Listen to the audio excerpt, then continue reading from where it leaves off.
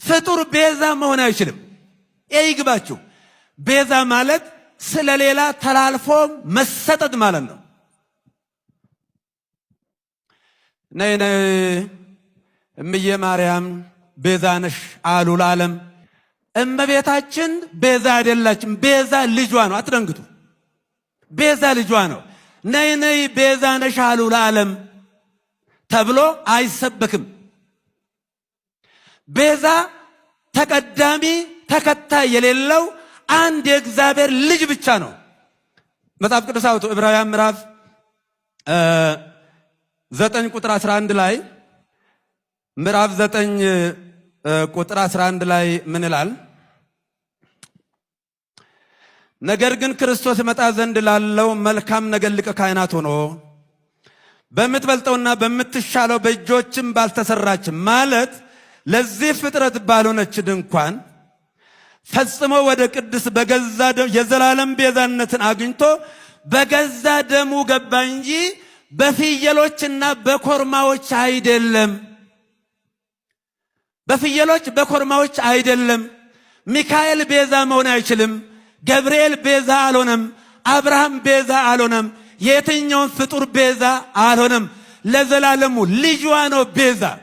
የእመቤታችን የቅድስት ድንግል ማርያም ልጇ የዓለም ቤዛ፣ የዓለም መድኃኒት፣ ለዓለም የተከፈለ ዕዳ በቀራንዮ ላይ የሞትና የኃጢአት መድኃኒት ሆኖ ለኛ የተሰጠ ልብ በሉ።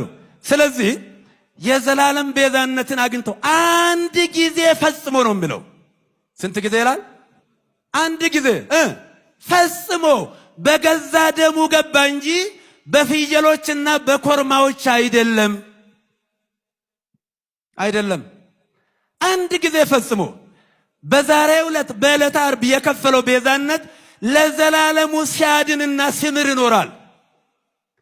አሁን በእኛ ቤትም ሆነ በሌላ ቦታ እንደ ትልቅ መከራከሪያ ሆኖ ብዙ ጊዜ ጭቅጭቅ የሚደረግበት ሮሜ የፈረደበት ሮሜ 8:34 ምን የሚያከራክር ነገር አለው? መጽሐፍ ቅዱስ የሚያከራክር ነገር የለም እኮ። አባ እስራኤሎም ውስጥ መበዘያምሩ ይገብሩ አባቶይ የሚያደርጉትን አያውቁምና ይቅር በላቸው። በሉቃስ 23 ቁጥር 34 ላይ ይሄ የተናገረው ይቅርታና የምልጃ ቃል ለዘላለሙ ሲያድን ይኖራል። እግዚአብሔር አንድ ጊዜ ይናገራል። የተናገረው ቃል ለዘላለሙ ይሰራል። ቤዛ ኢየሱስ ክርስቶስ ብቻ ነው። አዎ ነው። ግን ቤዛ የሚለው ቃል ለማርያም ለሌሎች መጠቀም የለበትም፣ መዋል የለበትም። ይሄ ማለት ይላል ድንግል ማርያም ቤዛ ከተባለች ሌላ ማንም ቤዛ ከተባለ የኢየሱስን ቤዛነት መሻማት ነው፣ መጋራት ነው፣ ፖሊቴይዝም ነው፣ አምልኮ ባዕድ ነው፣ አምልኮ ጣዖት ነው ይላሉ። ነው ወይ? ግን መጽሐፍ ቅዱስ ምን ይላል? ኦሪት ዘጸአት ምዕራፍ 30 ቁጥር 12 እና 16 ላይ እንዲህ ይላል አንተ የእስራኤል ልጆች ቁጥር ተቀብለህ በቆጠርካቸው ጊዜ መቅሰፍት እንዳይሆንባቸው በቆጠርካቸው ጊዜ ከነሱ ሰው ሁሉ እንደ ቁጥራቸው መጠን የነፍሱን ቤዛ ለእግዚአብሔር ይስጥ፣ የማስተስሪያውንም ገንዘብ ለነፍሳችሁ ቤዛ እንዲሆን ለእስራኤል ልጆች መታሰቢያ ይሁን። እንግዲህ ታሪኩ ብዙ አለው ከጀርባ። ወደዛ ማብራሪያ ከገባው ብዙ ጊዜ ያልቅ። ያ ቤዛ የተባለው ምንድነው? እስራኤላውያን የሚያወጡት ገንዘብ መዋጮ ማለት ነው። ያ ገንዘብ የማስተስሪያው ገንዘብ ቤዛ ተብሏል። ይሄ ማለት ይሄ ቤዛ ሰውን ከሞት ያድናል እንደ እግዚአብሔር ያለ ነው ማለት ግን አይደለም። ምሳሌ 21:18 ላይ ኃጥእ የጻድቅ ቤዛ ነው ይላል። ኃጥእ የጻድቅ ምንድነው አለ? ቤዛ ነው። ይሄ ማለት ኃጥእ ስጋውን ቆርሶ ደሙን አፍሶ ከሲኦል ያድነዋል ማለት ነው አይደለም። እንደዚህ ያለ ረዳት ጤነኛ ሰው አይኖርም። ግን አግባባል ኮንቴክስት አውት አንድ ቃል ለብዙ ነገር ጥቅም ላይ ሊውል ይችላል። ኃጥእ የጻድቅ ቤዛ ነው ካለ በኋላ ቀጥሎ እዛው በደለኛም የቅን ሰው ቤዛ ነው።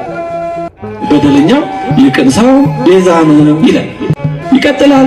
ትንቢተ ኢሳይያስ ምዕራፍ 43 ቁጥር 3 ላይ እግዚአብሔር እንዲህ ይላል፣ እኔ የእስራኤል ቅዱስ አምላክ እግዚአብሔር መድኃኒት ነኝ፣ ግብፅን ለአንተ ቤዛ አድርጌ ሰጥቻለሁ። ግብፅን ለእስራኤል ምን አድርጌ ሰጥቻለሁ አለ? ቤዛ አድርጌ ሰጥቻለሁ። ታዲያ ግብፅ ለእስራኤል ቤዛ ነው ማለት ልክ በኢየሱስ ክርስቶስ እንደሆነው ከሞት ያድናል፣ ገነትን ይከፍታሉ ግብፃውያን ማለት ነው አይደለም። ለራሳቸውም እንደዛ አልሆኑ። ግልጽ ነው አይደለም ሐሳቡ። ስለዚህ አንድ ቃል በተለያየ አግባብ ለብዙ ነገር ጥቅም ላይ ሊውል ይችላል። ይሄ ቃል ለዚህ ብቻ ነው እያርግ ወይ እየወረደ አይነት ከከፍ ዝቅ የለውም አይባልም። መጽሐፍ ቅዱስ እንደዛ ነው የሚያሳየው። ብዙ ይሄን የመሰላሉ የሐዋርያት ሥራ 7:35 ላይ ሙሴን ለእስራኤል እግዚአብሔር ሹምና ቤዛ አድርጎ ላከው ይላል። ሙሴን ለእስራኤል ሹምና ቤዛ አድርጎ ላከው። ማንን ነው የላከው? ሙሴን። ላኪው እግዚአብሔር ነው፣ ተላኪው ሙሴ ነው። ወደ ማን ነው የላከው? ወደ ወገኖቹ ወደ እስራኤል። ምን አድርጎ ላከው አለ? ሹምና ቤዛ። ቅዱስ እስጢፋኖስ ነው ያንን የብሉይን ታሪክ ተርኮ ሲነግራቸው ሹምና ቤዛ አድርጎ ላከው። ታዲያ ሙሴ ለወገኖቹ ቤዛ ከነበረ ሌላ ቤዛ ያስፈልግም ማለት ነው?